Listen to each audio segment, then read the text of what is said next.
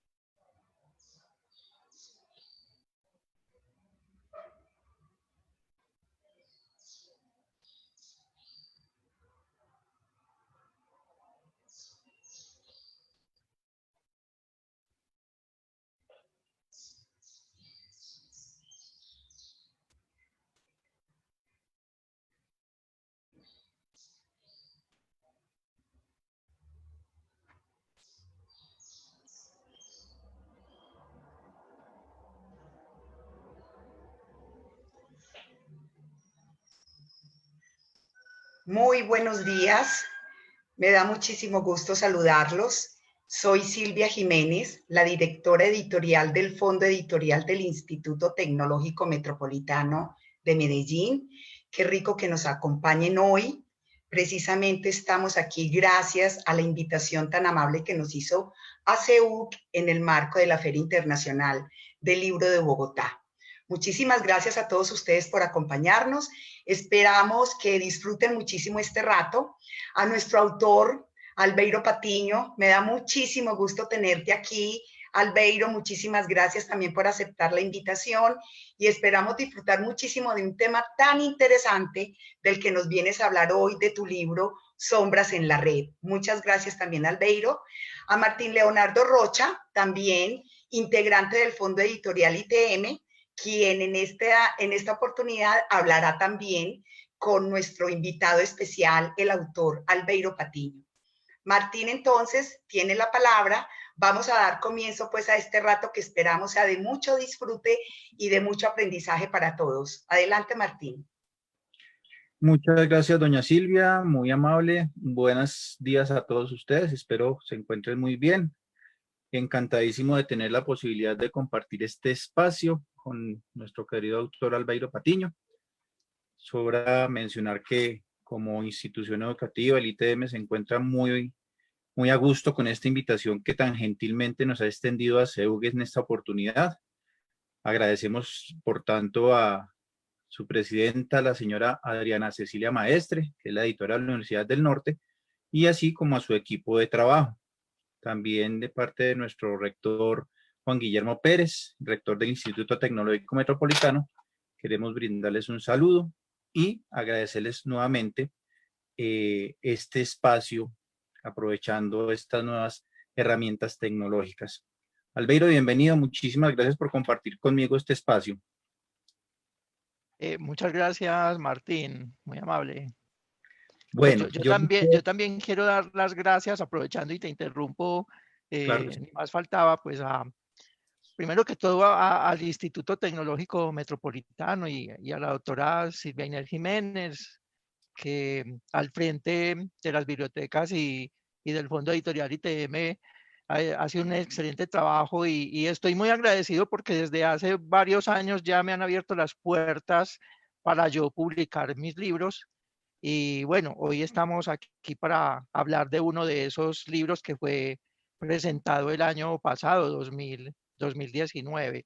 También quiero darle las gracias por esta invitación a la Asociación de Editoriales Universitarias de Colombia, ACEUC, y a su presidenta, Adriana Cecilia Maestre. Creo que son estos los espacios que necesitamos los autores para dar a conocer nuestro trabajo. Muchas gracias a todos. Bueno, yo les cuento así como para que vayamos entrando en materia, que Albeiro, aparte de ser un muy buen escritor, también es ingeniero electricista. Es una curiosa combinación desde mi parecer, como un ingeniero electricista terminó haciendo especialización en hermenéutica literaria y alta gerencia, nada menos. Y fuera de eso ha sido galardonado con algunos premios a nivel nacional, Premio Nacional de Novela, el Premio Nacional de Cultura de la Universidad de Antioquia, y ocupó el primer puesto del concurso de cuento de la Asociación de Empleados del Banco Industrial Colombiano, el entonces BIC, por allá en el año 1996. Entonces podemos notar que Albeiro pues, ya tiene una muy buena trayectoria desde lo literal, pero a mí en lo particular me llama mucho la atención eso, como un ingeniero electricista termina escribiendo y escribiendo también. ¿A qué se debió esa pasión? Me imagino que eso tiene que encerrarse en eso, en ese deseo de hacer algo más allá de la ingeniería eléctrica. Martín, muchas gracias por la pregunta. Pues mira, yo creo que en general, como acogiendo un poco lo que dicen otros escritores, los escritores somos un poco inconformes de lo que es la realidad en sí misma, como si quisiéramos cambiarla. Entonces la literatura se convierte, digamos, en una forma de crear otros mundos o de hacer del mundo que nosotros tenemos un mundo mejor, ¿cierto? Ni más faltaba, todo el mundo coge un libro precisamente porque quiere entretenerse, porque quiere aprender. Entonces yo creo que el tema de la literatura ha nacido en mí por muchas razones. Por un lado, por el entretenimiento, por otro lado, por el deseo de estar aprendiendo todo el tiempo. También por el deseo de divulgar a otras personas eso que yo he tenido la oportunidad de conocer y al mismo tiempo de poder interactuar, como en este caso, con personas que leen las obras de uno y que quieren en algún momento determinado hacer una discusión alrededor de los temas que uno ha escrito. Efectivamente, yo empecé a escribir por allá en el año 1987, porque me presenté a un concurso de cuento que convocaba en ese tiempo Fabricato, que era la empresa donde trabajaba mi papá, y digamos que fue como el inicio, ¿cierto? Yo tenía una expectativa, perdón, de ver qué pasaba en un concurso literario. La verdad, antes había escrito unos artículos que se publicaron en el periódico del colegio donde yo estudiaba, en Bello, y no tenía hasta ese momento pues ninguna otra inquietud o ninguna otra curiosidad o expectativa. Pero digamos que participar en el concurso de cuento, participar con otros escritores en la actividad digamos, de divulgación, de premiación, leer en un libro lo que uno había escrito, digamos que me llenó un poco un poco de vanidad también y un poco de curiosidad de ver qué más podía surgir del tema de escribir. Y ya después la curiosidad es que sí, efectivamente yo soy ingeniero electricista y cuando yo terminé empecé a trabajar, pero como ingeniero de sistemas en una institución educativa donde tuve la oportunidad de escribir 3 libros de electricidad. Y digamos que creo que fue un periodo de aproximadamente 2 años en los que yo estuve muy concentrado en el tema de escribir esos libros de electricidad, donde la investigación, el preparar la documentación, el escribir, el corregir, el proceso de edición como tal, me hicieron como enamorar un poco más de lo que era la literatura, sin dejar de lado el hecho de que yo era ingeniero y que pues era con lo que yo me iba a ganar la vida y en lo que iba a trabajar. Ya llevo más de 25 años trabajando en el tema de la ingeniería y más de 30 años escribiendo mis ideas que cada vez son un poquito más contemporáneas. Empecé escribiendo muy rural, ahora estoy escribiendo un poco más contemporáneo. Es muy interesante ver la evolución que de la experiencia y desde esa primera etapa, digámoslo, de formación, se ha empezado a generar un proceso muy constructivo a lo largo de todo este tiempo y ver el resultado que se ha tenido hoy en día, porque no podemos decir que en vano todos los libros que ha escrito usted, pues realmente tienen un muy buen contenido y han causado pues como esa evolución en el tiempo también. Bueno, Albeiro, entremos en materia entonces con lo que nos atañe hoy. Sombras en la red es un libro que se editó el año pasado por parte del Instituto Tecnológico Metropolitano y su fondo editorial. Es la... ¿Qué número ya estamos? ¿La sexta novela? Esta es la 4ª novela en el tema de ingeniería de información en general, o sea, todo lo que tenga que ver con los sistemas Sí, de información. perfecto. Eh, de esta producción de Albeiro, ya está la 4ª que tiene con el fondo editorial, nos sentimos muy halagados. Pero si quisiera entonces que arranquemos con un primer momento que a mí me llama muchísimo la atención de esta novela, y es la introducción. Es un fragmento que se tiene ahí del autor Morris West, de una de sus célebres obras también, La Salamandra. Quisiera como compartírselos porque me llama mucho la atención, lo hablábamos con Albeiro en estos días. Dice así: en este mundo de perros, Cavalier, no existen las garantías y usted lo sabe. La ley no es más que una delgada capa sobre un nido de hormigas guerreras. Incluso la muerte es ahora un gran negocio, un negocio internacional. ¿Quiere que maten a alguien en Israel? Pues trae un asesino volando desde Japón. Si quiere una muerte en Venecia, telefonea a Londres o a Múnich y su asesino llega al día siguiente. ¿Qué le apetece secuestrar un avión de pasajeros? Muy simple.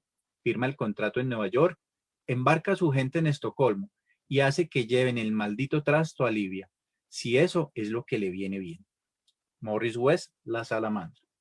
Y digo que me llama muchísimo la atención porque es un libro que data de 1973, donde aún la tecnología era incipiente, teníamos telefonía fija, teníamos el telefaz, teníamos el telegrama, pero nada comparado a lo que tenemos hoy en la actualidad.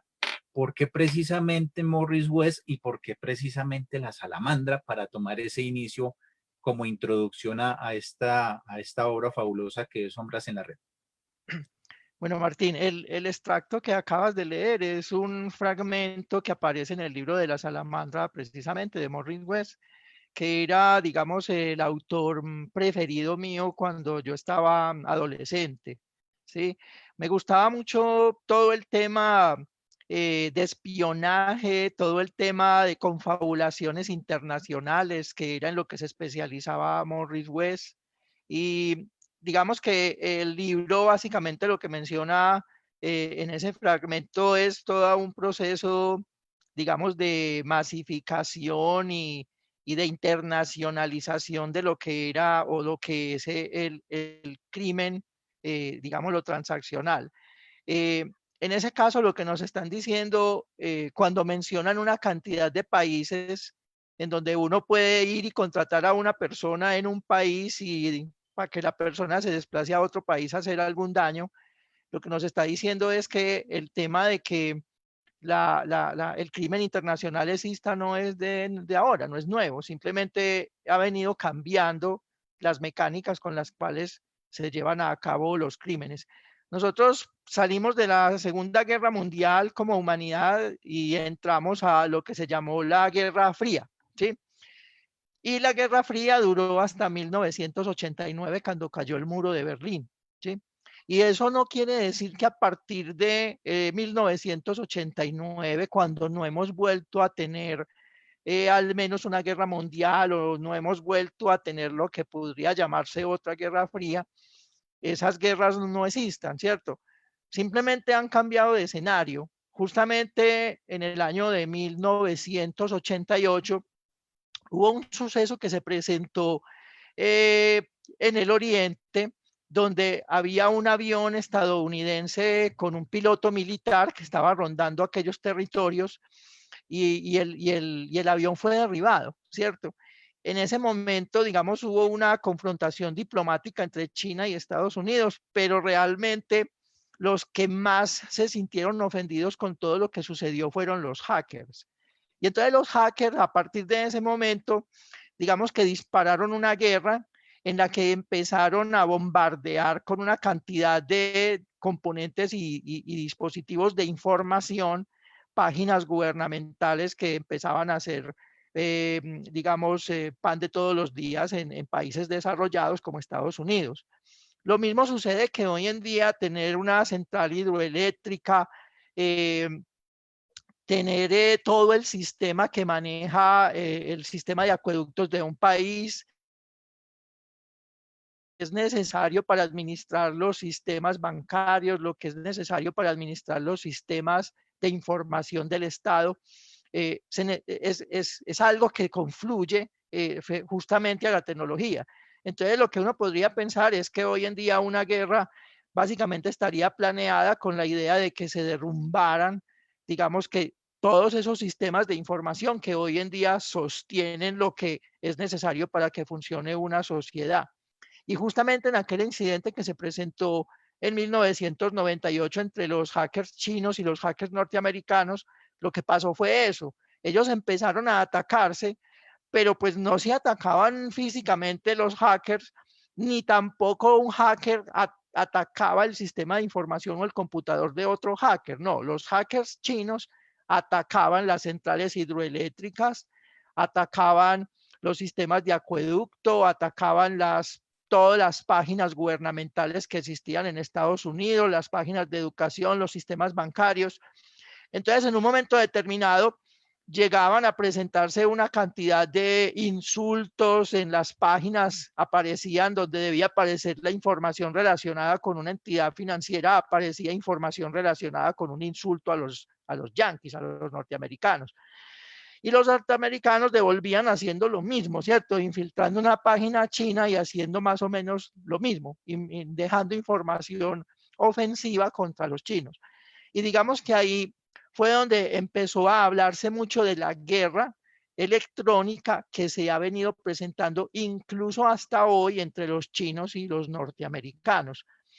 Esa es la nueva Guerra Fría. Digamos que cambió de escenario, ya no es una guerra con tanques de guerra, aviones y fusiles, y tampoco es una guerra donde los espías andan con maletines en un estado y otro recogiendo información para usarla luego contra el otro país, sino que lo que está sucediendo es que los países intentan conocer cómo están estructurados los sistemas de información de sus enemigos, digamos de sus enemigos desde ese punto de vista financiero comercial, ¿cierto? Porque los países y sobre todo las grandes potencias lo que quieren es siempre estar a la cabeza, ser la potencia mundial.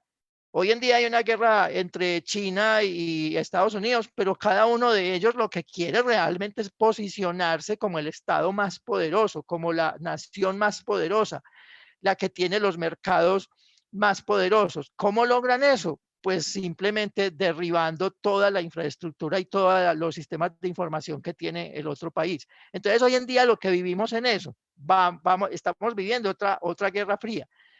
pero ya es una guerra fría en un escenario absolutamente virtual. A veces muchos no se dan cuenta porque todos pues vivimos una doble vida, la vida que vivimos en el mundo real y la vida que vivimos en el mundo virtual, ¿cierto? Entonces, los que viven más en el mundo real y nunca se meten al mundo virtual, mucho más allá de imponer información y fotos en las redes sociales, no se dan cuenta mucho de lo que está pasando en ese sentido que sucede todos los días. Precisamente hay dos frases dentro del texto que podrían ilustrar muy bien lo que acaba de decir, y es con respecto a esa nueva perspectiva de un campo distinto. Dice así: un campo de batalla que emerge, tan real como la tierra, el mar y el aire, donde ya las armas cambiaron. Ya no estamos hablando de misiles, ni de municiones, ni de bombas, estamos hablando de bits, de bytes de información, de códigos, de programas informáticos, que son las nuevas municiones que se utilizan atrincherados desde un teclado y una pantalla. Entonces es algo bastante ilustrativo con respecto a lo que está diciendo usted. Y ese aspecto de la otra vida, también una frase que a mí me llamó poderosamente la atención en el libro. En Internet se pueden vivir fantasías, concretar anhelos no realizados. Incluso se puede soñar y esperar que esos sueños, amén de los nuevos recursos tecnológicos, de los muchos que aparecen cada día, se hagan realidad. Pero es una manera muy llamativa de ver cómo se complementa este asunto de la virtualidad, que ha permitido tantas cosas, y lo conversábamos hace unos días, que nosotros podemos decir que los recursos informáticos en sí mismos no son ni buenos ni malos. Todo va a depender de la intencionalidad de quien haga uso de ellos.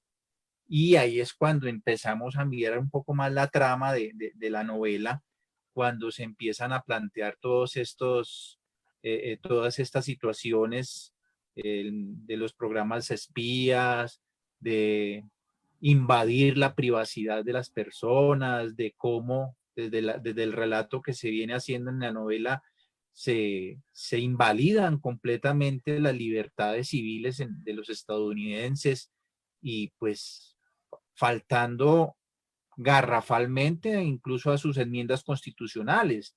Y bueno, y qué decir que esa justificación que estaba usted nombrando al comienzo, que uno se cuestiona, bueno, si lo hace el gobierno es bueno, pero si lo hace la otra gente es malo.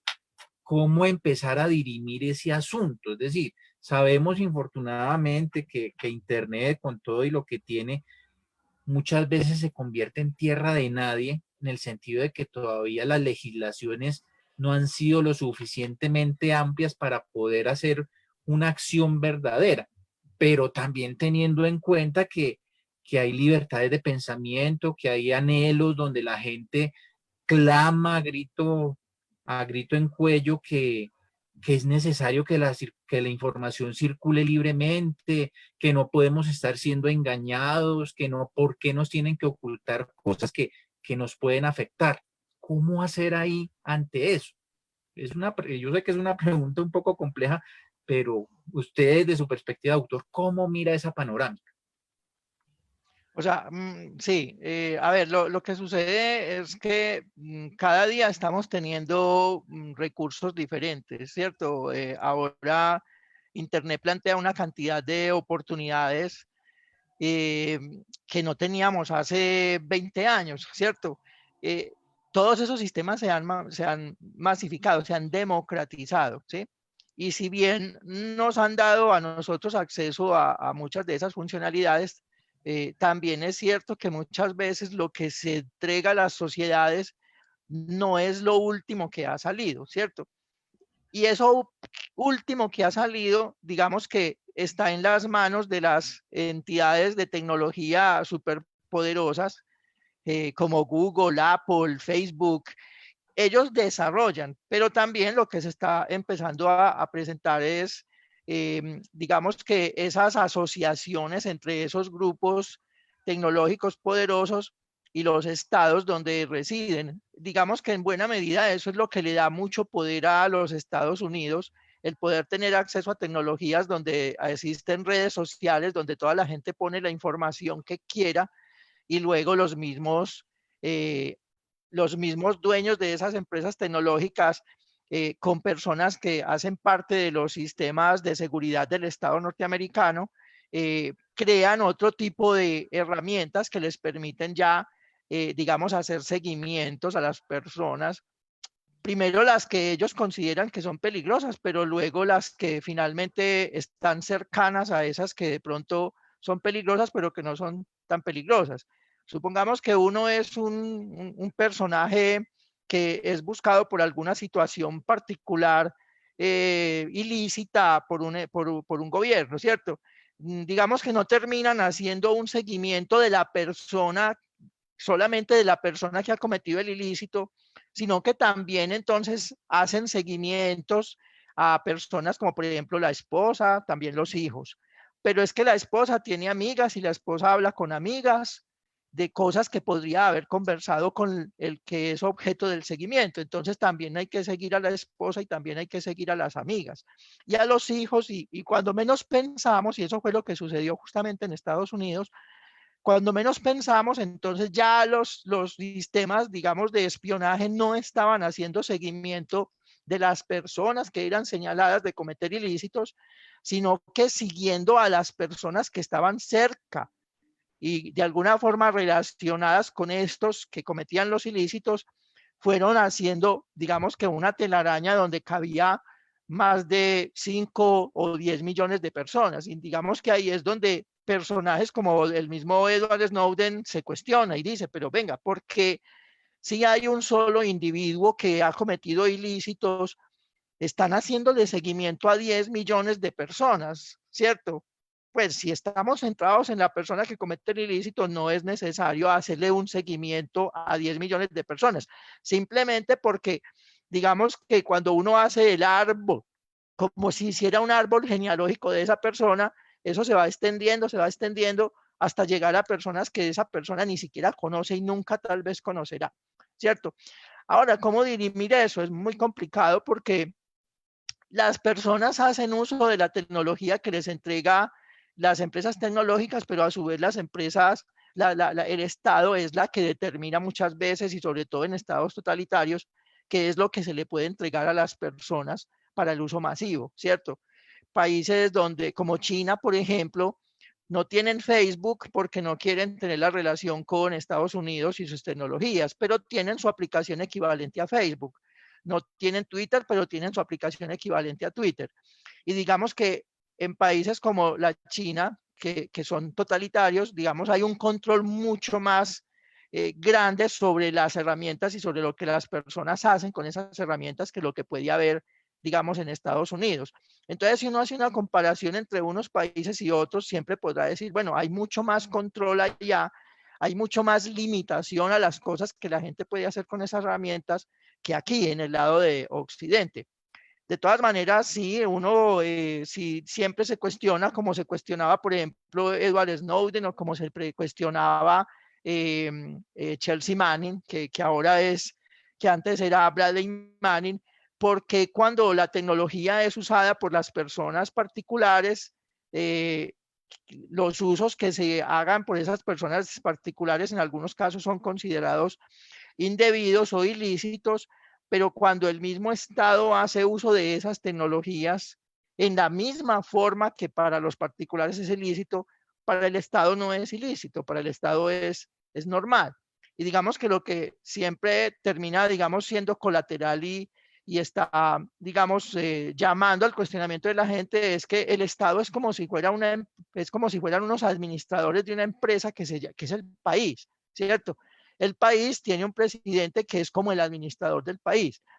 Entonces sucede que finalmente los que mandan en el Estado terminan controlando absolutamente todo eso que es de las personas que son la sociedad. Es como si uno tuviera una empresa y uno contrata un administrador y después el administrador es el que termina diciéndole a uno qué puede hacer con su propia empresa y qué no, ¿cierto? Entonces eso es lo que finalmente ha hecho que estas personas como Bradley Manning o como Julian Assange o como Edward Snowden se cuestionen y en un momento determinado, al ver eso que está sucediendo en estos países, saquen esa información que es clasificada, en donde se escribe absolutamente todo lo que es, lo que será y lo que ha sido, y simplemente se la muestran al público, pero se la muestran ya, no 60 o 70 años después, cuando sea desclasificada, pero cuando seguramente muchas de las personas que podrían tener que responder por esas situaciones ya estarían muertas.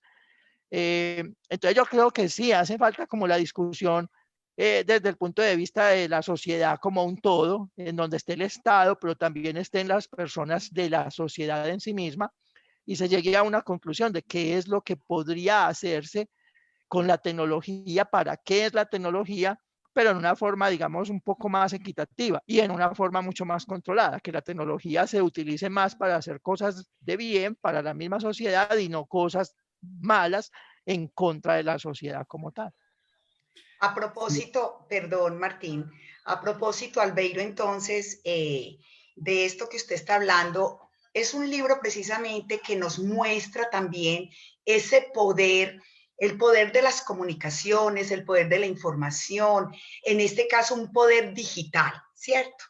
De ahí entonces que yo quiero que nos cuente por qué el nombre de su libro es De sombras en la red, a propósito de esto último que usted nos venía hablando. Ah, bueno, porque el nombre, porque, a ver, sucede que voy a mencionar algo que de pronto es de conocimiento de todo el mundo porque ha aparecido en noticias recientemente.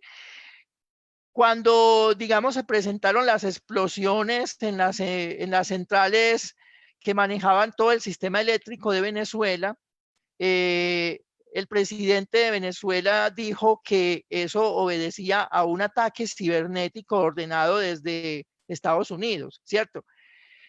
A uno le queda la duda de que efectivamente eso haya sido así.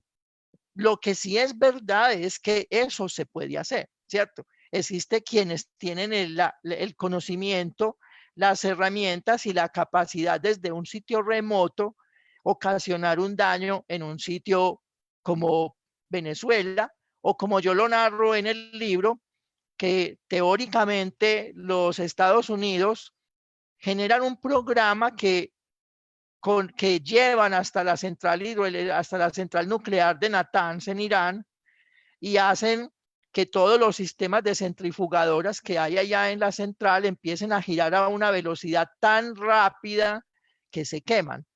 Eso sucedió realmente. Y el presidente Mahmoud Ahmadinejad, que en ese tiempo era el presidente de Irán, pues culpó a los Estados Unidos de haber insertado un programa que aceleró las centrifugadoras en Irán, y eso le ocasionó a Irán un retraso de 3 años en los avances que estaban logrando en todo el tema termonuclear. Digamos que eso les molestó, ¿cierto? Porque ellos también dicen, ¿por qué nosotros no podemos desarrollar la termoenergía, pero los países como los países de los 7 sí pueden hacerlo? Entonces lo que yo quería mostrar un poco es que un simple programa de red que viaja a través de unos cables puede llegar desde un país, en este caso tan remoto para Irán como Estados Unidos, insertarse en los servidores adecuados, cumplir la tarea específica para el que fue diseñado y ocasionar un daño muy grande a, a ese país o a sus planes de desarrollo. Entonces, digamos que lo de sombras en las redes es básicamente por eso, porque realmente lo que hay en la red, pues son eso, sombras. ¿De qué? De una cantidad de actividades que finalmente son ocasionadas por personajes que están en un lado u otro pensando en cómo hacerle un mal a su enemigo, ya sea cualquier tipo de enemistad que se presente, ¿cierto? Una enemistad diplomática, una enemistad comercial, una enemistad de cualquier tipo. Entonces, digamos que esa era la razón de nombrar el libro Sombras en la Red, porque realmente la red, como decía ahorita, finalmente se ha convertido en un escenario real, es virtual, pero es real. Y en ese mundo la gente hace, se mueve y están pasando cosas que muchas veces no vemos, como cuando uno simplemente se muere en un lugar se mueve en un lugar donde no ve sino sombras. Uno ve que hay algo, pero no sabe qué es exactamente. Sí, efectivamente, Albeiro. Aquí estaba recordando un poco algo del contenido del libro, y es el asunto que ya pasamos, o como se plantea en el libro, se sobrepasa la presunción de inocencia, aquella que dice que toda persona es inocente hasta que se pruebe lo contrario. Y el libro usted lo expresa y dice, no, ya según este panorama nuevo desde el uso de la tecnología informática, ya todo el mundo es culpable hasta que se pruebe su inocencia. Entonces, guarda como esa relación también desde las acciones que toman los gobiernos. Hay un apartado también que a mí me gustó muchísimo del libro, que estamos hablando que un libro que está ambientado para el año 2007-2008, pero ya se empieza a ver el auge de las redes sociales. Y hay un fragmento que a mí en lo particular me llamó muchísimo la atención, porque pues eso es casi que el pan de cada día. Yo creería que la inmensa mayoría de nosotros estamos interconectados de alguna manera, sea por trabajo, sea por familia, sea por amigos, como sea, de alguna forma estamos vinculados con la red. Y usted dice algo muy diciente en su libro, y es esto: las redes sociales han sido el gran invento para la recopilación de información. La gente está enteramente dispuesta a colaborar. Llenan formularios, cargan fotos, tanto propias como de sus familiares y amigos. Cuentan su historia. Así que es fácil hacer minería de datos y determinar quién se ve con quién, dónde y para qué, entre quienes hay empatía y entre quienes ha habido agravio. Entonces, lo traigo a colación porque el asunto que usted estaba plantando ahorita, de que es que no es solamente el hecho de que busquen o identifiquen a una persona, sino que empiezan a hacer ese seguimiento macro, ¿sí? Entonces, es como en esa proporción también. ¿Cómo ve usted ahora, hoy en día, aún a pesar de que ya la gente, digamos que no come tan entero, si se puede utilizar la expresión, precisamente ese auge de las tecnologías, máxime cuando vemos, por ejemplo, situaciones que las mismas redes sociales han promovido?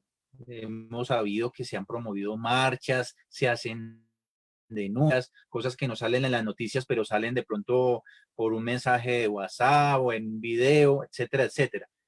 Que también eso, pues digamos que se convierte en un arma de doble filo, porque pues infortunadamente, y lo decíamos al comienzo, no siempre todo lo que nos llega de información es verídico. Y es donde yo siento que también a nosotros como usuarios nos falta un poquito de disciplina a la hora de decir, bueno, esto es cierto o esto es no. ¿Cómo nosotros como usuarios, qué criterio podríamos tener a la hora de decir, hombre, esto sí vale la pena o esto no vale la pena? Yo creo que hay una cosa muy importante que hay que tener en cuenta, y es que a nosotros nos llega información de muchas fuentes, ¿cierto?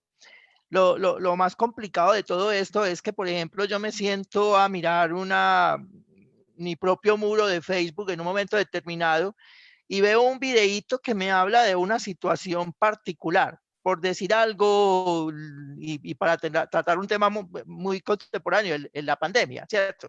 Entonces me llega un primer video y el video me habla de una teoría, de la teoría de la creación del virus a través de medios sintéticos. Pero luego más abajito leo otro y ese video lo que me está diciendo es que realmente el virus se escapó de un laboratorio, pero no es sintético. Y luego me llega otro video y en ese video lo que dicen es que efectivamente lo que sucedió fue que un murciélago picó a otro, mordió a otro animal, y ese animal era mucho más cercano al hombre, y entonces por el contacto entre el hombre y el hombre te contagió y ya sabemos dónde vamos, ¿cierto? Ahora, ¿y cuál es la verdad? Nadie la sabe, porque en estos momentos no se han hecho las investigaciones suficientes como para llegar a concluir qué pasó realmente. Ahora, ¿de qué me voy yo de qué me voy a llenar la cabeza según esas teorías. ¿De cuál? No sé, yo tengo que hacer investigación también. O sea, yo no me puedo quedar simplemente como que me dice el primer video, ni con lo que me dice el segundo, ni con lo que me dice el tercero. Uno tiene que investigar, ver hacia dónde las cosas parecen un poco más lógicas, qué se cae de su propio peso, en fin. Particularmente hablando de Sombras en la Red. Sombras en la Red es una ficción. O sea, es un libro que yo escribí a partir de mucha información que me llegó y, como les digo, alguna era contradictoria de otra. Yo tomé toda, entonces lo que yo escribí no es la realidad que pasó, sino una realidad que pudo haber pasado, y es la realidad que yo me imaginé, ¿cierto? Ahora, ¿cuál es la realidad real? No lo sabemos, porque si yo voy y le presento el libro, por decir algo, a Edward Snowden, y Edward Snowden lo lee, él, como una parte protagónica del escenario que se está narrando, lo ve desde su punto de vista. Pero si yo se lo presento a los Estados Unidos como Estado y lo leen, ellos tienen otro punto de vista. De la misma forma que, por ejemplo, cuando uno mira qué piensan las personas desde afuera, nos damos cuenta que para unos Edward Snowden es un héroe y para otros es un villano. Y para unos, Estados Unidos, al asumir la posición de perseguir a Edward Snowden, está actuando en legítima defensa porque lo consideran un traidor, pero para otros, pues está yendo más allá de lo que debiera hacer, porque sencillamente Edward Snowden lo único que hizo fue poner en conocimiento de las personas lo que las personas deberían conocer y que el Estado no nos quiere mostrar. Entonces yo insisto en que todo esto no es más que ficción. Yo lo que trato de hacer en el libro es de recuperar una cantidad de información que hay distribuida en muchas partes, imaginarme una cantidad de situaciones que pudieron haber pasado. Por eso digo, no son las situaciones que pasaron, sino que pudieron haber pasado. Y me creo mi propia historia. ¿Para qué? Para entretener. Claro que hay información histórica que puede servirle a una persona para ilustrarse, pero definitivamente lo que yo escribí no es un libro de historia, por lo tanto no puede, tampoco es un documento legal que pueda tomarse y utilizarse en contra o a favor de alguna posición legal o jurídica. No, simplemente es una novela, es una obra de entretenimiento, pero pues obviamente sí plantea un punto de vista y obviamente por debajo tiene unos argumentos que todos podrían encontrarse, que todos pueden estar a favor o en contra, y eso hago yo, ¿cierto? Entonces, básicamente lo que tenemos aquí es una cantidad de posturas que están rodando alrededor de nosotros, y nosotros simplemente lo que hacemos es asumir una posición. Ahora, la posición que cada quien asume depende de muchas cosas. Depende de dónde viene la familia, depende de la sociedad en la que se mueve, depende de los estudios que ha hecho, depende de los prejuicios que tenga. Es decir, cada quien forma su propio punto de vista desde el criterio que se ha formado, y ese criterio se lo ha dado el medio donde se desenvuelve y todo lo que ha estudiado en la vida, ¿cierto? Entonces, por eso todos somos tan diferentes y todos entendemos las cosas de manera diferente. Y me parece que en cierta forma eso es lo que hace enriquecedor, digamos, escenarios como esto, porque podemos discutir posiciones, criterios, los ponemos sobre la mesa y venga, hablemos alrededor de lo que estamos planteando. Albeiro, Sí, precisamente entonces, porque fue usted muy claro, efectivamente, es una novela, es ficción, y es una ficción también basada en hechos reales, en experiencias. Bueno, usted como ingeniero al fin y al cabo. Quiero entonces que le hablemos un poquito antes de que se nos acabe el tiempo, como de ese personaje, de estos personajes del periodista, reportero, que decimos que estaba en el lugar equivocado, en el momento equivocado en la historia de la novela, como para antojar un poquito entonces a nuestros oyentes y se vayan precisamente a leer la novela, a leer este libro tan interesante que de verdad atrapa, porque es un libro que atrapa. Usted es un narrador maravilloso, maravilloso como narrador. No quiere uno soltar el libro hasta ver cómo es que se desencadena la trama de la novela. Entonces, como compartámoslo un poquito para que los antojemos y puedan leer el libro. Perfecto, doctora Silvia. Vea, en relación con ese punto particular que usted nombra, es un punto neurálgico de la novela. Incluso en la documentación que se filtró desde los archivos secretos de Estados Unidos, del Estado de Estados Unidos, digamos que hay un capítulo en esa información que se llama riesgo colateral, daño colateral, ¿cierto? Ahora, el daño colateral todos sabemos que es aquello que le sucede a los que están alrededor de algo a lo que se termina afectando. Me explico. Si a alguien, digamos, le ocasionan, digamos, un daño financiero, ¿cierto? Le roban plata y esa persona me roba a mí, entonces yo sufro un daño colateral, porque a esa persona le robaron y después la persona me va a decir, ah, es que a mí me robaron la plata que justamente yo le iba a pagar a usted. Eso se llama daño colateral. Y digamos que el tema de daño colateral en los archivos secretos de Estados Unidos se llama justamente daño colateral. ¿En qué consiste? Consiste en que justamente en todo este problema que se presentó en la guerra de Irak, habían unos personajes en Irak que estaban conversando en un sector despoblado y eran varios, eran alrededor de 10 personas. Realmente lo que habían ahí eran personas locales de Irak y algunas otras personas eran unos periodistas de Reuters que estaban haciendo una investigación para publicarla en un periódico. Entonces, existen los drones, que son otra de las cosas de las que hablaba Edward Snowden, que desde drones que nadie se alcanza a dar cuenta de que están volando encima de la cabeza de nosotros, hay unas miras telescópicas de un poder impresionante que ven a las personas como si estuvieran ahí cerquitica de ellos. Ahora, no los podían ver con la nitidez que se necesitaba para darse cuenta que esas personas que estaban en ese tumulto, algunas llevaban algo colgado aquí al hombro y los que estaban comandando el avión no sabían si lo que llevaban era armas, fusiles o si lo que llevaban era otra cosa. Como eran periodistas, lo que ellos llevaban no eran armas, eran cámaras fotográficas de largo alcance y por lo tanto tenían miras telescópicas grandes. Entonces los del helicóptero simplemente vieron a estos personajes y pensando que lo que llevaban eran armas, decidieron que era debido a atacarlos. Y entonces les dispararon con unos cañones desde unas alturas impresionantes. Las balas, que eran balas súper gruesas, de calibre muy grande, se demoraban hasta 5 segundos para llegar desde donde tenían que llegar hasta la tierra, ¿cierto? Pero finalmente llegaron y mataron a todas estas personas. Digamos que los mataron sin preguntar, solamente vieron ahí un tumulto de personas y dijeron, allá hay unas personas que tienen algo colgado en el hombro y se ven sospechosas. ¿Pueden ser armas? Sí, pueden ser armas, pero no estaban seguros de que eran armas. Dispararon desde el helicóptero y los volvieron, digamos que picadillos, ¿cierto? Porque pues las balas que les estaban disparando pues daba para eso.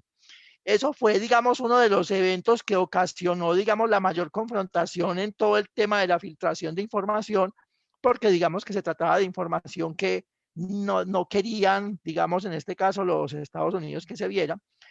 Y finalmente sí se vio y digamos que fue por eso por los que fueron cuestionados bastante, ¿cierto? Estamos haciendo cosas y no nos estamos percatando de que no estamos atacando a enemigos y solo a enemigos, estamos atacando también a personas que están cerca de los enemigos, personas inocentes y los estamos asesinando, ¿cierto? Entonces, hagamos que el cuestionamiento que hay en ese tema es el daño colateral, ¿sí? O sea, a veces hay una guerra en un país cualquiera y claro, los soldados se están matando entre ellos, soldados contra soldados, porque unos representan un bando y otros representan al otro. Pero sí, pero es que en la mitad de los dos bandos existen muchas personas que simplemente son ciudadanos y esas personas también están muriendo y ellas no hacen parte de esa guerra. Eso es lo que por un lado se llama daño colateral, pero por el otro lado se cuestiona que suceda, ¿cierto? Entonces me parece que la narración de ese capítulo pues es algo, digamos, que me pareció muy interesante y que traté de ser pues como lo más cinematográfico posible porque me parecía que era necesario, digamos, mostrar esa escena porque me parecía tan importante que quizás el libro en algún momento quise llamarlo daño colateral, ¿cierto? y digamos que era lo que más se cuidaba de toda la información que fue filtrada. Y finalmente pues se conoció porque Wikileaks y Julian Assange la hizo pública a través de la página que ellos tenían. Bueno, Albeiro, pues como vemos, queridos espectadores, un libro de acción trepidante, un libro que atrapa, como decía doña Silvia. Les digo sinceramente, ya lo he leído creo que es la tercera vez que lo leo, y cada vez que lo leo encuentro elementos más llamativos, incluso algunos podríamos decir hasta más perturbadores, porque me han invitado a reflexionar un poco más acerca de lo que es el uso de la tecnología, en dónde estamos inmersos, entender un poco más hasta dónde podemos nosotros llegar con la información que compartimos de pronto en redes sociales. Con Albeiro hablábamos hace unos días y decíamos que, hombre, si hay cosas que son necesarias que el Estado sepa, una historia clínica, una historia laboral, pero de ahí más para allá uno ya empieza a cuestionar cosas, ¿cierto? Por aquel derecho a la intimidad, por ejemplo, que tenemos nosotros por acto constitucional, y es como toda esta serie de elementos. Bueno, Albeiro, no sé si de pronto quiera acotarnos algo más. Ya infortunadamente estamos a portas de terminar esta transmisión. Nuevamente resaltar nuestro más profundo agradecimiento a usted por este espectacular libro, a la Asociación de Editoriales Universitarias de Colombia, ASEUC, por la oportunidad que nos brindaron dentro del marco de la Filbo en Casa de poder hacer presencia con esta presentación del libro. A doña Silvia Jiménez, la directora del Departamento de Biblioteca, Extensión Cultural y Fondo Editorial ITM, a nuestro rector Juan Guillermo en el ITM también, a todas las personas que de una u otra forma se han involucrado a este proceso creativo, al Fondo Editorial, a todos los que nos han seguido en redes en esta jornada. En verdad les agradecemos muchísimo, muchísimo su participación. Albeiro, ¿alguna otra cosita adicional que nos quiera regalar antes de despedir a nuestra audiencia? No, también agradecerle a todos, al ITM, a la doctora Silvia Inés, a Martín, que está aquí presente, a Daniel de la Asociación de Editoriales Universitarias de Colombia, a todos, y a la Filbo en casa también. Creo que es muy importante, digamos, estos eventos porque dan a conocer el producido de los autores, ¿cierto? Uno le dedica mucho tiempo a esto para que un libro finalmente vea la luz. Y como ya lo he dicho, pues son libros de entretenimiento. Este libro yo lo escribía un poco tratando de retomar lo que aprendí cuando leía a Morris West, cuando leía a John le Carré, cuando leía a Tom Clancy, que eran como esos personajes que escribían en el tiempo de la Guerra Fría sobre temas muy similares a esto, ¿cierto? Pero ellos tenían que recurrir a otro tipo de espionaje.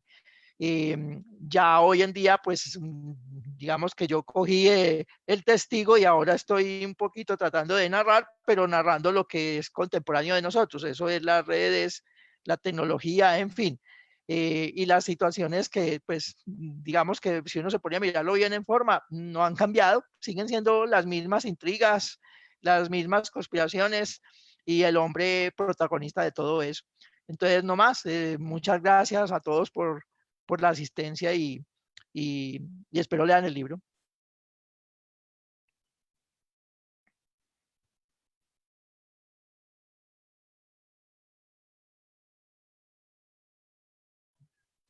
Muchísimas gracias entonces a nuestro autor Albeiro, nuevamente a Martín, y esperamos que el público de verdad haya disfrutado este rato y se animen a leer su novela Albeiro, que vale muchísimo la pena. A ASEUC nuevamente mil gracias, que tengan un feliz resto de día. Y Muchas un último gracias. saludito, doña Silvia. Los invitamos a que nos consulten en nuestro catálogo, catálogo.itm.edu.co. Ahí van a tener la posibilidad de consultar toda nuestra oferta editorial. Nuevamente, muchísimas gracias a todos, a CEU, a Filbo en Casa, a todos nuestros asistentes. Que tengan una excelente jornada. Gracias.